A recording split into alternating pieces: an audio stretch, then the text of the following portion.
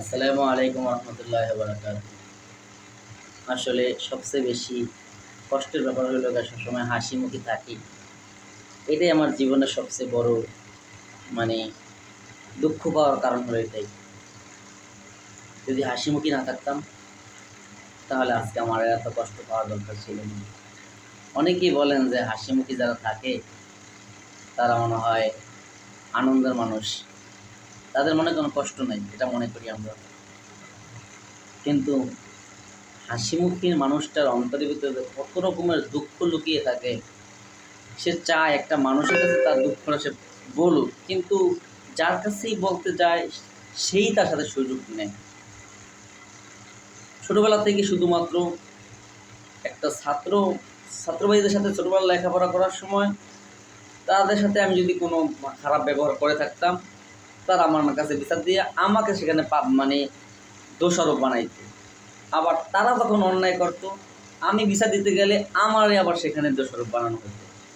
ছোটোবেলা থেকে জানি কেন কোনো মানুষের সামনে গিয়ে উপস্থাপনা করতে পারি না যে আসলে দোষটা ও করছে, আমি সেটা বুঝাইতে পারতেছি না। কিন্তু সেটা মানুষ আমার উপরে এমনভাবে উঠছে, তারা আমাকে চাপায় দেয় কথাগুলা, আমি কিছুই বলতে পারি না। আমি শুধুমাত্র পাগলের মতো চায়া থাকি, হায় কী রে, আমি তো ওর সাথে এরকম ব্যবহার করি নাই, কিন্তু আমার সাথে শরীর খারাপ ব্যবহারটা কেন করতেছে।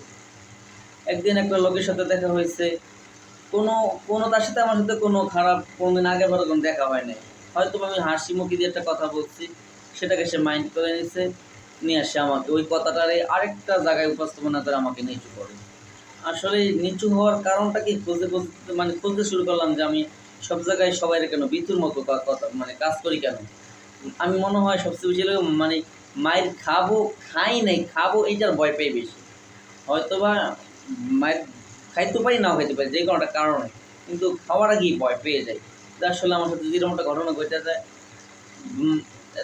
বাসে উঠছি, অ্যাক্সিডেন্ট হতেও পারে নাও হতে পারে, কিন্তু আমি ওঠার আগেই ভয় পাই যদি অ্যাক্সিডেন্ট হয়।